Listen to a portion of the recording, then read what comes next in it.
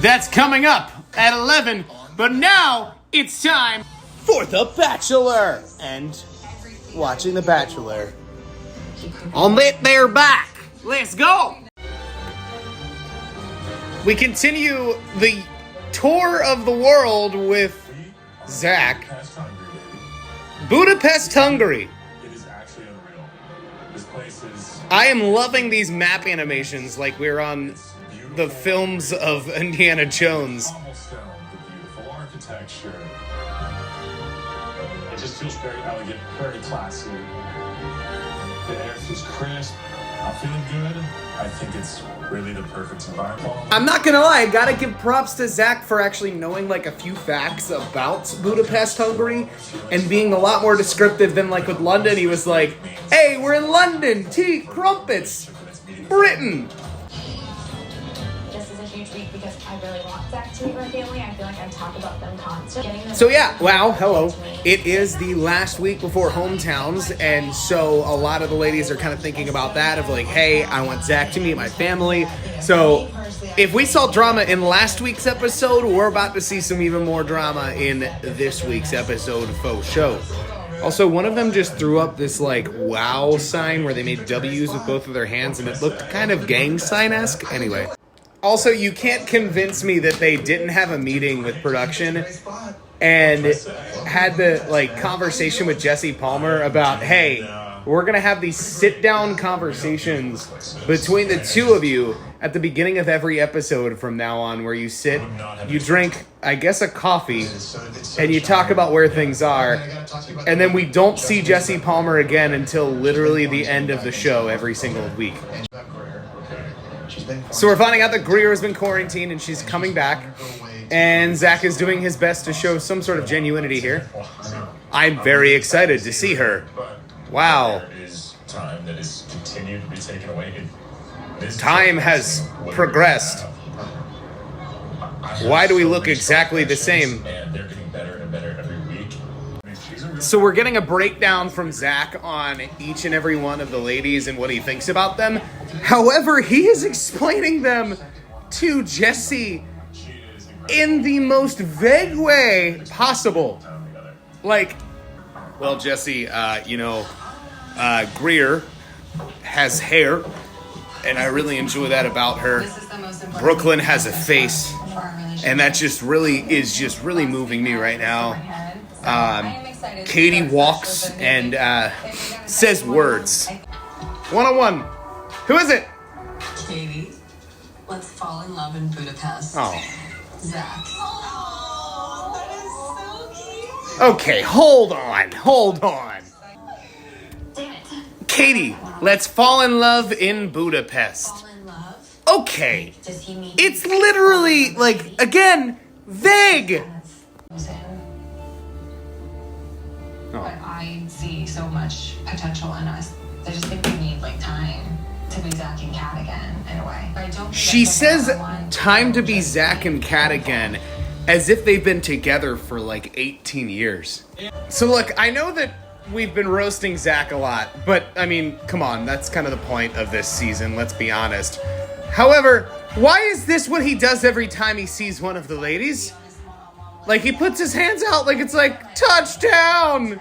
Hello, you're 80 yards away! Zach and Katie are taking the funicular, which is like that thing that goes up the mountain near Pittsburgh and gives you views. I think... Are they going to Kennywood? We're far along in like some of the simplest things we don't fully know about each other, which is, I want you to know that's okay. It's part of it, I think. But They're realizing... I want to just throw out a thing like I want to know what's your favorite color. Like that is Purple. Purple. Okay, good. But yeah, think about it. They're dealing with the normal awkward thing that happens like weeks into a dating relationship where you're like, oh wait, let me rapid fire question some facts about you because I don't know these things. So he was just like, hey, if you want to tell me your favorite color, I guarantee you Katie is the only person that has given that information to him. If he chooses any other girl on this show, he's going to end up asking about her favorite color after they're engaged. Not gonna lie, this is the awkward part about the group dates whenever you're narrowed down to only a few girls left in the competition, is when the group date card gets announced, one of them is left behind. One of them.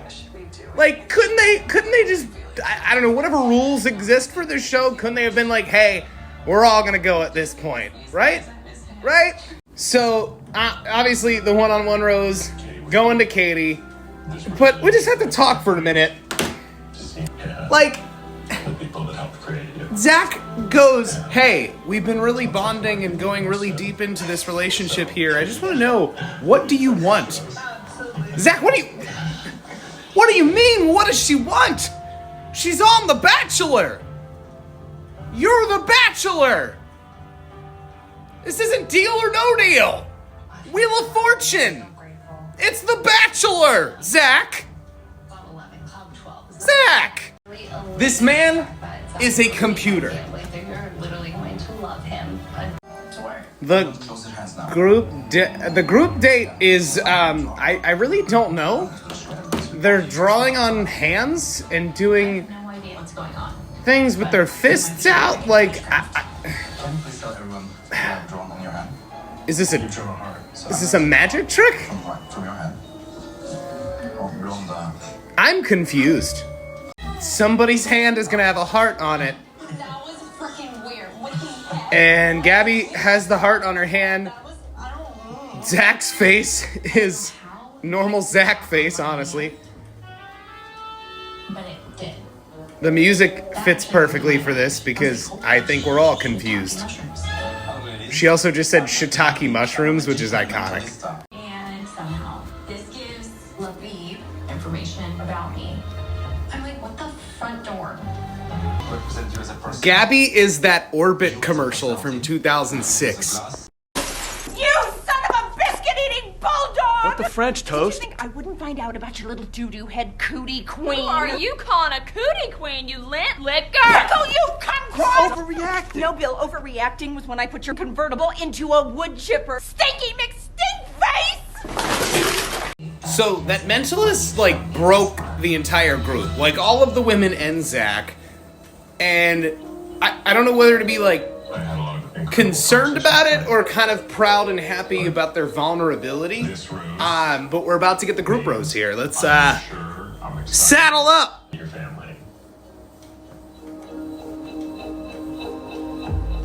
So with that being said, Can't hang. And Gabby gets the group rose. So now, so far, we have Katie and Gabby as the two women that have moved forward to next week, and we'll have Zach meet their family. in establishing a relationship. I want to know how many hours of B-roll footage of Zach pondering exists on the Bachelor servers. Really? So we're getting the breakdown of Greer getting COVID, which is now the second time Greer has had to get serious with Zach about getting COVID. And luckily this time he's actually receiving it in a healthy way. And not being like, well, let's play the comparison game of how I got COVID and how you got COVID. Was so fast and hot.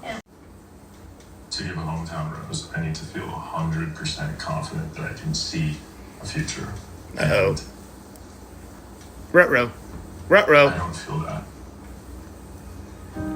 Okay, did you guys just send Greer If you feel any other way, I would just all the way here I'm sorry. to get rejected?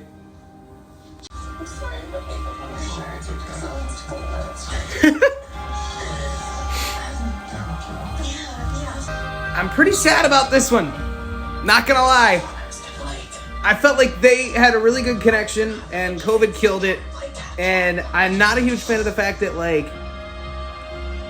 he got COVID or he got sick or whatever in quarantine and kind of shut down everything. Greer gets sick. I get it. Things progress and like for him it's got to be difficult, but I don't know. Give her a shot. Don't fly her out to don't fly her out there just for no reason and be like, "Hey, sorry, I'm glad you're here, but you're going home." Oklahoma, Brooklyn on the one-on-one here in Budapest. And I'm actually super stoked about this one because, again, out of all of them, I love their chemistry the most. And I think I've had her in my predicted top 3. So I'm going to be really disappointed if this falls apart here. Not going to lie.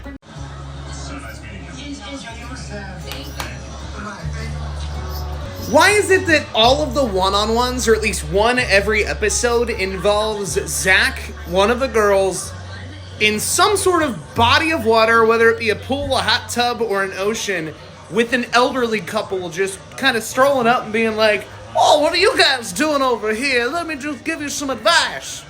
That was like a weird thing to wrap your head around. Is like, that's normal here. Yeah. We just took a group bath. A group bath. But seriously, like, that was a lot of fun. Yeah. Felt so special that I got to experience that with you. Yeah. So it was a great day. Winning is something that is beautiful. And I don't know about you guys, but I hated that dialogue. About you, but So Brooklyn has a really awesome, wholesome conversation with Zach right now about how she didn't have a father in her life, and her grandfather was the one that raised her, and is a lot for the family, or no? I think how great that was, and that was just really awesome. The common thing within most of the ladies is somebody else kind of playing a parental unit in their lives. It was someone I also realize we have not heard much about Zach's personal upbringing, and that intrigues me too. I feel like we should know more at this point. So Zach has this incredible conversation about family and her family, pretty similar to everyone else's family conversation. Asking myself, do I feel that same confidence? And he's just kind of like, "Hey, I need to step away." And he walks 20 feet from the table. I feel like this has happened before. I think this happened last season with Gabby. Shifted her life, and she had a tough life. Or Rachel, one of them. Her father left, and she has this incredible grandfather who loves her. And Great! Wants the world for her. Awesome! She doesn't take it lightly when she brings someone into the house. And okay! if I'm not feeling confident, if I'm not feeling sure, who am I to be in that house? We've reached the stage of the season where either the Bachelor or the Bachelorette does not feel confident in anyone and wants to leave. You should have it. But this entire week, I haven't been able to figure it out. But there's been a block or something. I would never want something to be forced or to ever mislead you any other way. And it's not fair to you. What? Not be fully confident and fully sure. Come on! And this is hard, but I want to remember it.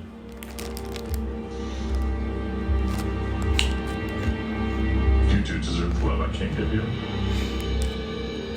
Stop that! She was endgame! I'm so sorry.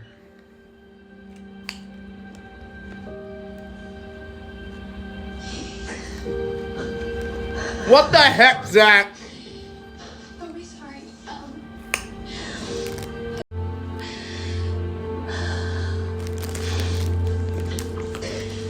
Brooklyn for Bachelorette.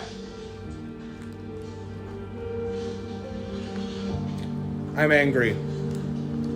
Zach, that is your wife. You guys are so meant to be.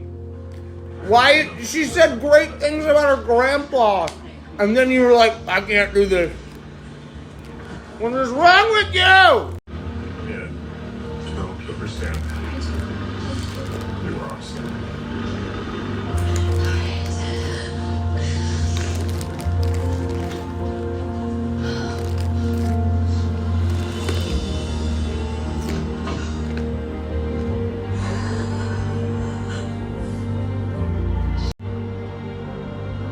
I feel like I was ready to find love for sure. Yeah. And before coming here, I was afraid that I didn't have the ability to ever feel that again. So, coming in here and being able to feel those feelings again. Well, Rose was given. Kat is on her way out. I mean, she voiced her concerns the entirety of this episode about not getting much time with Zach, not getting a one-on-one. And well, here inside of what looks like a Presbyterian church, Kat goes home. And we have the ladies headed for hometowns. This exit from Kat and Zach, it looks like they were headed out to like the inauguration there for a minute. Anyway. Family meetings, hometowns, and apparently the Women Tell All episode will be also next week. So we have a double header next week, Monday and Tuesday. My legs are going to fall off if I'm on the bike for 4 straight hours over the course of 48 hours. But well, prepare yourselves, because next week we're doing it. Ryan watches The Bachelor on a bike. Have a great night, y'all. Peace.